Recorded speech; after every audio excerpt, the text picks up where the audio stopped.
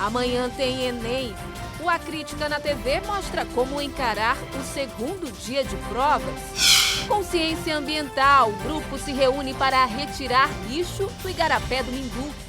E ainda, saúde do homem. A importância do exame que previne o câncer de próstata. É agora, no A Crítica na TV.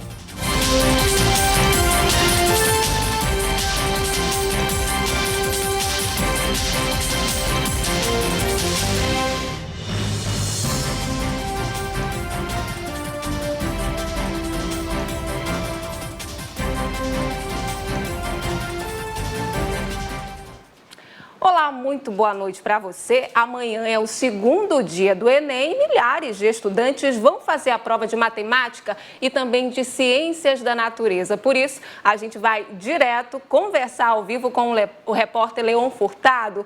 Oi, Leon, além de toda a preocupação com o horário que levar, também tem que se preocupar em como encarar esse segundo dia de provas, né? Muito boa noite para você.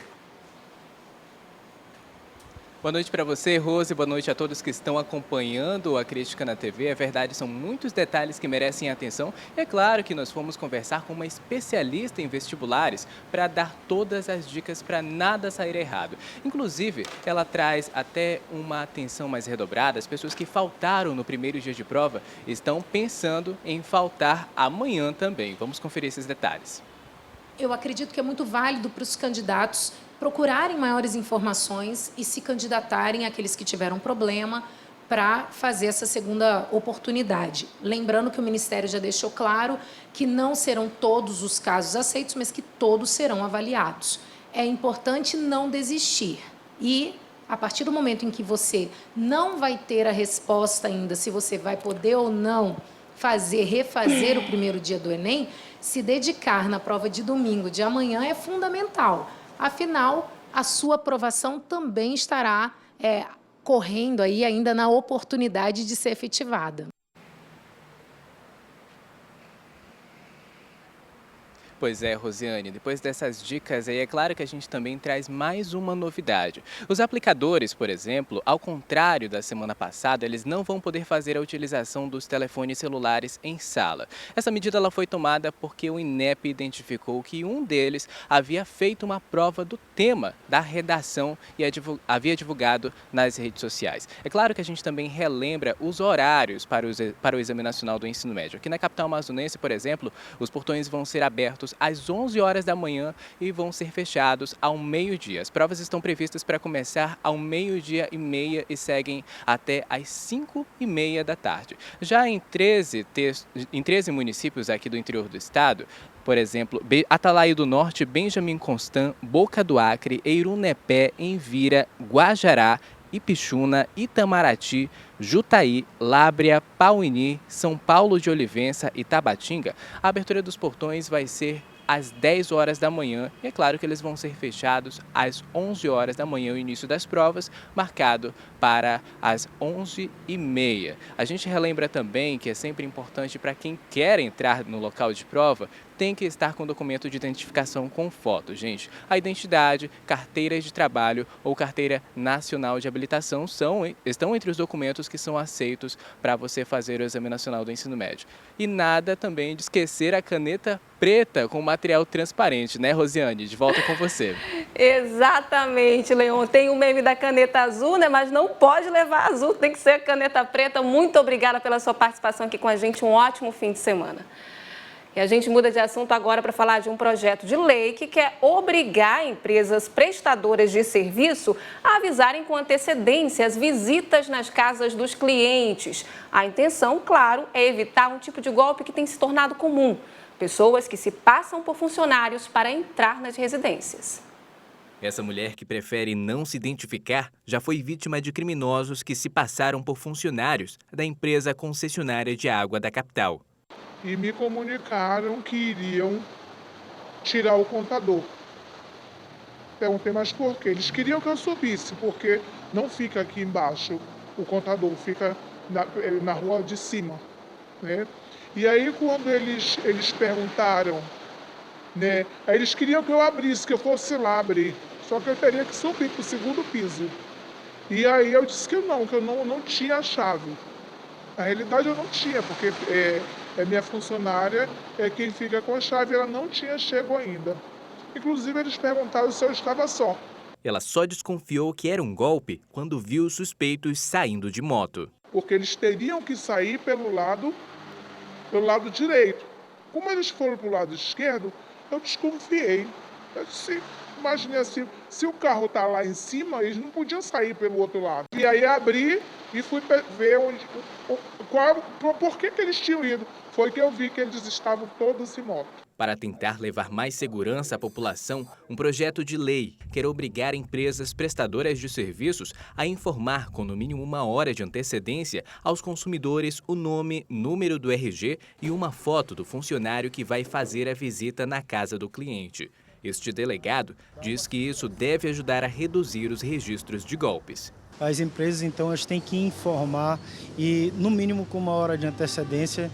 Além de informar, tem que passar a foto, qualificação da pessoa, dizendo que em tal horário a pessoa vai prestar o serviço. Mas mesmo assim, a principal orientação é nunca abrir a porta de imediato. O delegado diz que é importante que o funcionário mostre a identificação e qual serviço vai realizar no local. A lei já foi publicada, então ela precisa receber e, além disso, confirmar de que recebeu para a empresa prestadora do serviço. Então, ela vai ter a segurança de que o fulano vai no dia tal, na hora tal, prestar o serviço.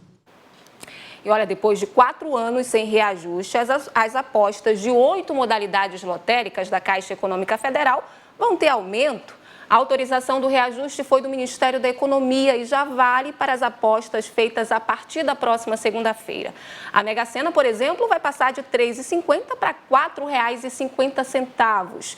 De acordo com a Caixa, os novos preços vão contribuir para o aumento dos prêmios, além de incrementar o repasse social de recursos para as áreas de educação, esporte, segurança, saúde, entre outras.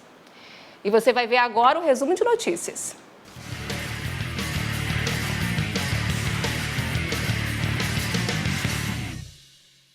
A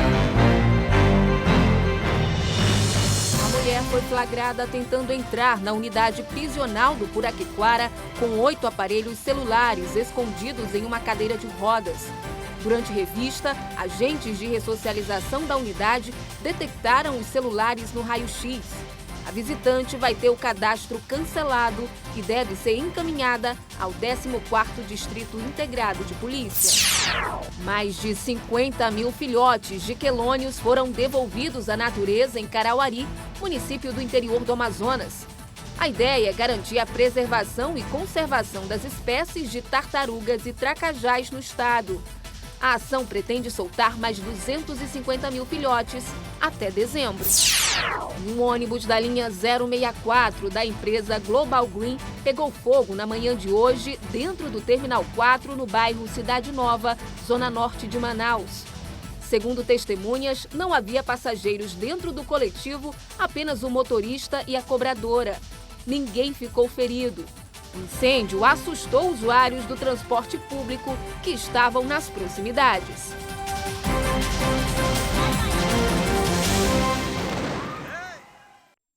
E olha, depois do ocorrido aí dentro do T4, em nota, a empresa Global Green informou que as causas do incêndio ainda são desconhecidas e que o veículo vai passar por uma perícia técnica ao retornar para a garagem. Já o Instituto Municipal de Mobilidade Urbana anunciou a retirada de circulação de 7 ônibus da Global por apresentarem riscos à segurança dos usuários. Segundo o IMMU, a empresa opera com deficiência, tem ônibus mal conservados e sem condições de tráfego. Ainda de acordo com o Instituto, os ônibus da Global já estão sendo substituídos por veículos da frota reserva de outras empresas e que a partir da próxima segunda-feira deve fazer uma intervenção parcial nas empresas que não estão atendendo a população. Manaus é uma cidade cortada por vários igarapés, mas infelizmente todos enfrentam o mesmo problema, a poluição. Hoje um grupo se reuniu para uma ação de limpeza no Igarapé do Mindu, o principal da cidade. Pela primeira vez, Adriana participou da ação. e lamentou a presença da quantidade de lixo próximo ao igarapé. Tem que deixar limpo, né? Principalmente por causa dos bichinhos que ficam por aqui, né? Tem que tirar tudinho aqui para deixar bacana, para não ficar mais poluído do que já está. Joana também participou do trabalho. Para a dona de casa, é importante que a população tenha consciência e cuide da natureza. O que a gente vê aí que a nossa natureza e nossa mãe terra está se afundando por causa de tanto lixo, né? Então ela precisa da nossa ajuda, da nossa assistência para poder sobreviver, assim como nós precisamos, ela também, né? O Igarapé do Mindum tem quase 22 quilômetros de extensão. A nascente é no bairro Cidade de Deus e nessa área aqui que nós estamos é como se fosse o meio do Igarapé que continua até o Parque dos Bilhares. Só para se ter uma noção, em 2018, durante uma ação que foi realizada como essa, as equipes retiraram quase 4 toneladas de resíduos sólidos só dessa área aqui que nós estamos, que fica no Parque Municipal do Mindum.